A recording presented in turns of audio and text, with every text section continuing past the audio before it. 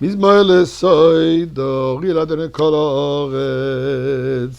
If du es Adonai besimcha, be'elefan avir nono, du ki Adonai elim, hu asanu b'nai nacht ame b'tzemarisoy, boi shara b'soy dechatzoroiso b'sila hoy, delevach shmoy, ki toy v'Adonai le'olam chasdoi, v'yadoi v'emuno. So as we said, we're saying now a psalm of thanksgiving, thanking HaKadosh Baruch Hu, thanking God for the phenomenal miracles that we see. And as we conclude, Ki toiv Hashem la'olam chasda, because God, you're good, and your goodness and your kindness is eternal. And we see these days those phenomenal miracles. And we're praying for the ultimate miracle, the miracle of Geula, the miracle of Mashiach. So let's give together some tzedakah. And I want to ask you a question. Tomorrow night, Rosh Hashana, hopefully we'll already have heard the shofar of Mashiach. So we're going to start the new year, the beginning, the head of the year. 10 days later, we're going to have Yom Kippur. Let's look at it something. Rosh Hashanah is the beginning of the new year, and we're asking God for granting us a wonderful new year. As we say, L'shana tova tichatevu v'techatemu, for a good year we should be inscribed, we should be sealed. And we eat all kinds of different foods and all kinds of symbols to represent sweetness, goodness, kindness, a wonderful year. 10 days later we come to God and we say, God, by the way, I need to repent.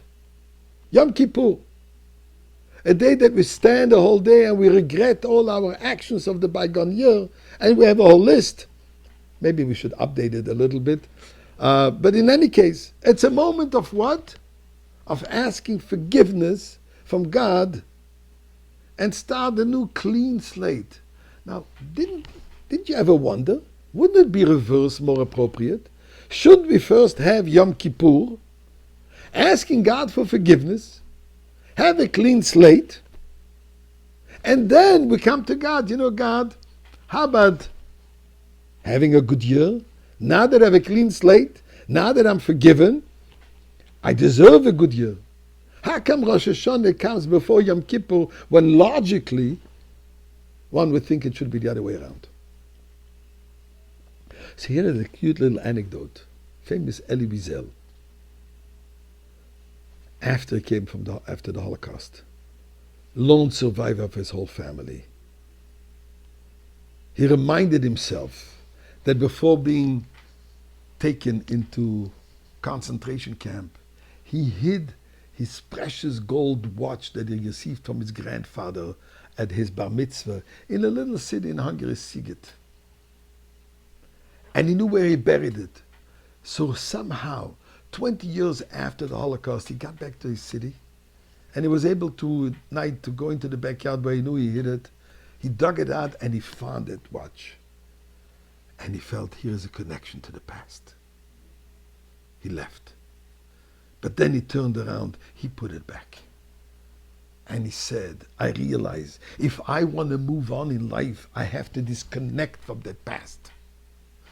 And he put back that watch. I have to start creating a new world. I have to start creating a new reality. Unfortunately, that past, that beautiful past, whatever it was, that watch which reminds me of my grandparents, my grandfather, my bar mitzvah. But if I want to move forward, I cannot focus on what I've lost. I got to focus on what I need to do. Before focusing on my shortcomings, before focusing on what I erred, God tells us, start doing good. Forget a moment about the bitter past. Forget about your shortcomings for a moment. Forget about your ambitions of the previous year. Start doing good. Start a new year. Start a new leaf, so to say. Meaning what? In a concrete way.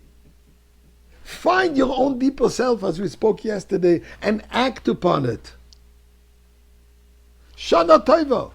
A new good year. Good year, what? Not just what God is giving me, but what I'm doing. I'm starting on a positive note. Once I'm well established in this positivity, the 2 days of Rosh Hashanah which I behaved I'm supposed to, Shabbat which is following the Rosh Hashanah, and the intermediate days between Rosh Hashanah and Kipur, each one of them filled with goodness and kindness and actions of Torah and mitzvahs, then we come to God. By the way, I have some luggage from the past. I have some baggage from the past. Maybe I can get rid of it. Maybe I can unload it. Maybe we can just clean it. So first, positivity, and then we can let go and change the past.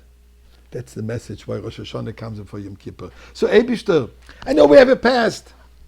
The past is Golus, exile. Let's unload this. Let's go to the positive. What? Beis Hamikdash with Mashiach. Ultimate imminent redemption.